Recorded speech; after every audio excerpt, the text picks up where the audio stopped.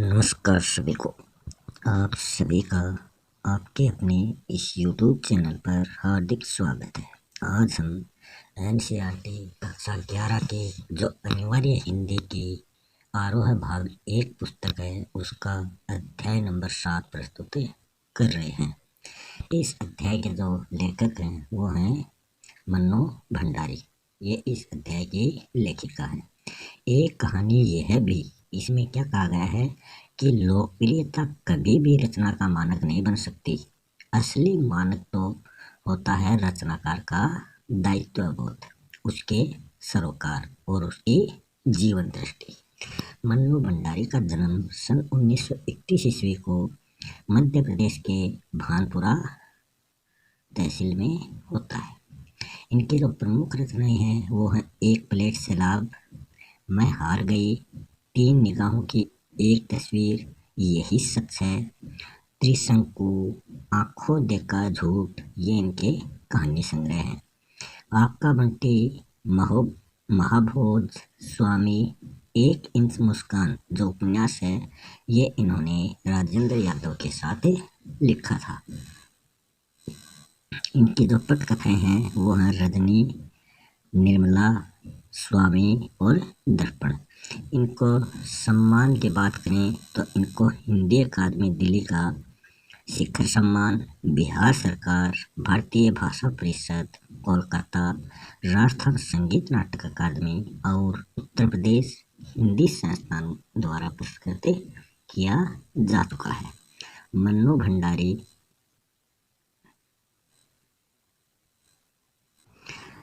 भंडारी हिंदी कहानी में उस समय सक्रिय हुई जब नई कहानी आंदोलन अपने उत्थान पर था, अपने चरम पर था। कि नई कहानी का आंदोलन उस टाइम हो रहा था और वो समाप्त होने के कगार पर था। नई कहानी आंदोलन जो छठा दशक है उसमें जो नया मोड़ आया उसमें मन्नू जी का विशेष योगदान रहा था। उनकी कहानियों में कहीं पारिवारिक जीवन, कहीं नारी जीवन और कहीं समाज के विभिन्न वर्गों के जीवन की विसंगतियां विशेष आत्मीय अंदाज में अभिव्यक्त हुई हैं। उन्होंने आक्रोश, व्यंग्य और संवेदना को मनोवैज्ञानिक रचनात्मक आधार दिया है। वह चाहे कहानी हो, उपन्यास हो या फिर पटकथा ही क्यों न हो।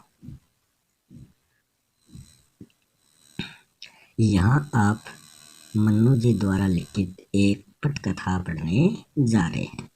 पटकथा यानी पट या स्क्रीन के लिए लिखी गई वह कथा रजत पट मतलब फिल्म का स्क्रीन के लिए भी हो सकती है और टेलीविज़न के लिए भी हो सकती है। मूल बात यह है कि जिस तरह मंच पर खेलने के लिए नाटक लिखे जाते हैं उसी तरह कैमरे में फिल्माए जाने के लिए पटकथा लिखी जाती है। कोई लेखक किसी भी दूसरी विधा में लेखन करके उतने लोगों तक अपनी बात नहीं पहुंचा सकता जितना कि पटकथा लेखन द्वारा, क्योंकि पटकथा शूट होने के बाद धारावाहिक या फिल्मों के रूप में लाखों करोड़ों दर्शकों तक पहुंचती है। इस लोकप्रियता के चलते ही पटकथा लेखन की ओर भी लेखकों का भी पर्याप्त रुझान हुआ है और पत्र पत्रिकाओं तथा पुस्तिकाओं में भी पटकथाएं छपने लगी हैं। प्रस्तुत पाठ में रजनी धारावाहिक की एक कड़ी दी जा रही है। रजनी पिछली सदी के 90वें दशक का एक बहुचर्चित टीवी धारावाहिक रहा है। यह वह समय था जब हम लोग बुनियाद जैसे सोप ओपेरा दूरदर्शन का भविष्य गढ़ रहे थे। वासु चटर्जी के निर्देशन में बने इस धारावाहिक की हर कड़ी अपने में स्वतंत्र मुकम्मल होती है और उन्हें आपस में गूंथने वाली सूत्रधार कौन है? रजनी है। हर कड़ी में यह जुझारू और इंसाफ पसंद स्त्री पात्र किसी न किसी सामाजिक राजनीतिक समस्या से जूझती हुई नजर आती थी। प्रस्तुत अंश भी व्यवसाय बनती शिक्षा की समस्या की ओर हमारा ध्यान खींचता है। इसके शब्दार्थों की बात करें तो पहला शब्दार्थ है कॉन्ग्रेचुलेशन, जिसका अर्थ होता है मुबारक हो या बधाई हो। हाफ ईयरली होता है छमाही या अर्धवार्षिक परीक्षा। बेगुनाह होता है जिसका कोई गुनाह न हो, मतलब निर्दोष। हिकारत का अर्थ होता है उपेक्षा। उपेक्षा में उप धन इक्षा, तो ये गुण संधि यहाँ प्रस्तुत की गई है। डायरेक्टर ऑफ एजुकेशन, शिक्षा निदेशक, रिकॉग्नाइज, मान्य, रिसर्च प्रोजेक्ट, शोध परियोजना, कंडक्ट, संचालन, सुनती नहीं मतलब सुनती ही नहीं, दखलंदाजी मतलब हस्तक्षेप, पेरेंट अभिभावक, इम्पोर्टेंट मैटर्स मतलब महत्वपूर्ण विषय, बाकायदा मतलब कायदे के अनुसार, इश्यू मतलब मुद्दा, फोकस करना मतलब ध्यान में लाना, अप्रूव्ड मतलब स्वीकृत करना। मोन्टाज होता है एक दृश्य मीडिया में जब अलग दृश्यों या छवियों को एक साथ इकट्ठा करके उसे संयोजित किया जाता है, तो उसे मोन्टाज कहते हैं। अध्याय नंबर 7 है रजनी, जिसके रचयिता है मन्नू भंडारी। घिनौना मतलब घृणित, और ये बाकी के शब्दार्थ तो आपने देख लिए हैं। प्रतिनिधि होता है किसी समूह द्वारा चुना गया व्यक्ति। पहला क्वेश्चन है रजनी अंश किस ओर ध्यान आकर्षित करता है, तो ये व्यवसाय बनती शिक्षा पद्धति की समस्या पर सभी का ध्यान आकर्षित करता है। अमित सक्सेना का 7वीं कक्षा का परीक्षा परिणाम आने की खुशी में लीनाबेन कांति भाई ने लाकर रखी थी केसरिया रसमलाई। ये अमित की माता है लीलाबेन, और कांति भाई जो है ये अमित के पिता हैं, जो रजनी के पड़ोसी हैं। अमित के मैथ्स टीचर जिसने सबसे कम अमित को 72 मार्क्स 72 मार्क्स दिए थे, उनका नाम है मिस्टर पाठक। मिस्टर पाठक से ट्यूशन लेने वाले बच्चे कितने थे, तो वो 22 बच्चे उनसे ट्यूशन ले रहे थे। शुरुआत में 8 बच्चे थे, फिर हाफ ईयरली हो जाने के बाद हाफ ईयरली के पास में उसके 7 बच्चे और बढ़ गए, और अंत तक आते आते उनके 22 बच्चे हो गए थे जो उनसे ट्यूशन लेते थे। तुम्हारे मैथ्स में नंबर कम होना टीचर की बदमाशी है, न कि तुम्हारी कमजोरी। ये किसने कहा था? ये कहा था रजनी ने अमित से। आपके स्कूल में बच्चों को ट्यूशन के लिए मजबूर किया जाता है कि वो ट्यूशन करें, ये रजनी ने कहा स्कूल के हेडमास्टर से, जिसमें अमित पढ़ता था। अमित के मैथ्स विषय के अध्यापक के लिए ये बात उन्होंने कही थी। गलती को बर्दाश्त करने वाला गुनहगार होता है, ये बात रजनी ने अपने पति रवि से कही थी। जिन प्राइवेट स्कूलों को आप रिकॉग्नाइज करते हैं उन्हें बोर्ड 90% ग्रांट देता है, ये रजनी ने शिक्षा निदेशक से कहा था, पूछा था। बच्चों को उनकी मेहनत का फल मिलेगा, माँ बाप के पैसों का नहीं, ये रजनी ने अखबार संपादक से कहा था।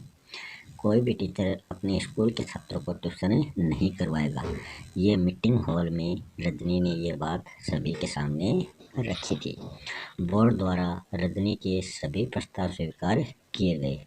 अखबार में ये खबर छपी हुई थी, जो रवि ने ये खबर देखकर उसको बताया।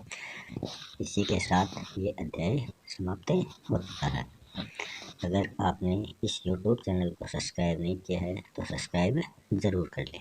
अब अध्याय नंबर 8 प्रस्तुत कर रहे हैं।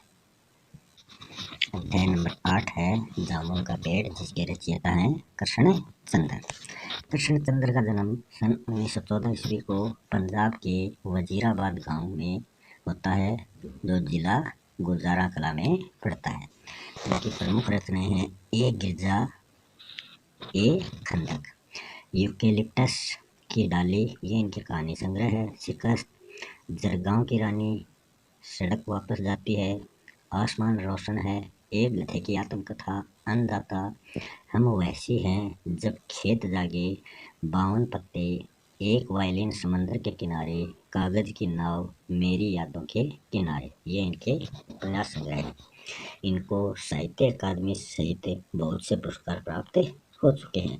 सन 1977 ईस्वी को इनकी मृत्यु हो जाती है। प्रेमचंद के बाद जिन कहानीकारों ने कहानी विधा को नई ऊंचाइयों तक पहुंचाया है, उनमें उर्दू कथाकार कृष्णचंद्र का नाम भी महत्वपूर्ण है। प्रगतिशील लेखक संघ से उनका गहरा संबंध था, जिसका असर उनकी रचनाओं में स्पष्ट रूप से झलकता है। कृष्णचंद्र ऐसे गिने चुने लेखकों में आते हैं जिन्होंने बाद में चलकर लेखन को ही रोजी रोटी का सहारा बनाया है। कृष्णचंद्र की प्राथमिक शिक्षा पुंछ, जम्मू कश्मीर में हुई। उच्च शिक्षा के लिए वे सन 1930 ईस्वी को लाहौर आ गए और फोरमैन क्रिश्चियन कॉलेज में प्रवेश लिया। 1934 ईस्वी में पंजाब विश्वविद्यालय से उन्होंने अंग्रेजी में एमए किया। बाद में उनका जुड़ाव फिल्म जगत से हो गया था और अंतिम समय तक वे मुंबई में ही रहे थे। यूं तो कृष्णचंद्र ने उपन्यास, नाटक, रिपोर्टाज और लेख भी बहुत से लिखे हैं, लेकिन उनकी पहचान कहानीकार के रूप में अधिक हुई है। महालक्ष्मी का पुल, आईने के सामने आदि उनकी मशहूर कहानियां हैं। उनकी लोकप्रियता इस कारण भी है कि वे काव्यात्मक रोमानियत और शैली की विविधता के कारण अलग मुकाम बनाते हैं। कृष्णचंद्र उर्दू कथा साहित्य में अनूठी रचनाशीलता के लिए बहुचर्चित रहे हैं। वे प्रगतिशील और यथार्थवादी नजरिए के लिए जाने जाने वाले साहित्य के पक्षधर थे। जामुन का पेड़ कृष्णचंद्र की एक प्रसिद्ध हास्य व्यंग्य कथा है। हास्य व्यंग्य के लिए चीजों को अनुपात से ज्यादा फैला फुलाकर दिखलाने की परिपाटी पुरानी है और यह कहानी भी उसका अनुपालन करती है। इसलिए यहाँ घटनाएं अतिशयोक्तिपूर्ण और अविश्वसनीय जान पड़े तो कोई हैरत आश्चर्य नहीं। विश्वसनीयता ऐसी रचनाओं के मूल्यांकन की कसौटी नहीं हो सकती। प्रस्तुत पाठ में हंसते हंसते हमारे भीतर इस बात की समझ पैदा होती है कि कार्यालय तौर तरीकों में पाया जाने वाला विस्तार कितना निरर्थक और पदानुक्रम कितना हास्यास्पद है। बात यहीं तक नहीं रहती, इस व्यवस्था के संवेदन शून्य एवं अमानवीय होने का पक्ष भी हमारे सामने आता है। इस अध्याय में ऐसे कठिन शब्द हैं। झक्कड़ मतलब आंधी, रुआसा मतलब रोनी सूरत, ताज्जुब आश्चर्य, हार्टिकल्चर उद्यान कृषि, एग्रीकल्चर कृषि, तगाफुल विलंब या देर या उपेक्षा। आपत्ति का अर्थ होता है ऐतराज, गुमनाम, अज्ञात, दरख्वास्त होता है प्रार्थना पत्र। बाकी के शब्दार्थ हमने देख लिए हैं। सुप्रिटेंडेंट, अधीक्षक। जामुन का पेड़ करती है एक हास्य व्यंग्य प्रधान कहानी। यह पेड़ सेक्रेटेरिएट लॉन में लगाया था पिटोनिया के प्रधानमंत्री ने जब वो भारत यात्रा पर आए थे। पेड़ गिर गया था, रात को चली भयंकर आंधी से। पेड़ के नीचे दबे आदमी को सबसे पहले देखा लॉन के माली ने। पेड़ के नीचे दबे आदमी की सूचना सुप्रिटेंडेंट के पास पहुंची। सबसे पहले माली ने देखा। माली ने उस ऑफिस के चपरासी को बताया। चपरासी ने ये बात अपने हेड क्लर्क को बताई और हेड क्लर्क ने सुप्रिटेंडेंट को ये बात बताई। क्लर्कों के दुखी होने का प्रमुख कारण क्या था? पेड़ के नीचे दबा व्यक्ति था या और कुछ? तो पेड़ के नीचे दबा व्यक्ति उनके दुख का कारण नहीं था, उनके दुख का कारण था जामुन का पेड़ गिर जाना। पेड़ के नीचे दबे आदमी के मामले की फाइल सुप्रिटेंडेंट के मिनिस्टर के पास भिजवाई गई। तो ये इसकी क्या प्रक्रिया रही वो देखना है। सबसे पहले फाइल अंडर सेक्रेटरी के पास, फिर डिप्टी सेक्रेटरी के पास, फिर जॉइंट सेक्रेटरी के पास, फिर चीफ सेक्रेटरी के पास भेजी गई। हम व्यापार विभाग से संबंधित हैं, हम पेड़ नहीं काट सकते, ये सुप्रिटेंडेंट ने कहा। सुप्रिटेंडेंट ने फाइल एग्रीकल्चर विभाग को भेजी, जो क्या देखता है, अनाज खेतीबाड़ी के मामले। कृषि विभाग वालों ने वो फाइल कहाँ भेज दी, हॉर्टिकल्चर विभाग को। अच्छा हुआ कि पेड़ का तना तुम्हारे कूल्हे पर गिरा, अगर कमर पर गिरता तो रीढ़ की हड्डी टूट जाती। माली ने उस जामुन के पेड़ के नीचे दबे हुए आदमी से ये बातें कही। इस समय पेड़ लगाओ योजना सभी जगह चल रही है और हमारे देश में के सरकारी अफसर पेड़ काटने का सुझाव दे रहे हैं, वह भी फलदार पेड़ को। ये कहा हॉर्टिकल्चर विभाग के सेक्रेटरी ने।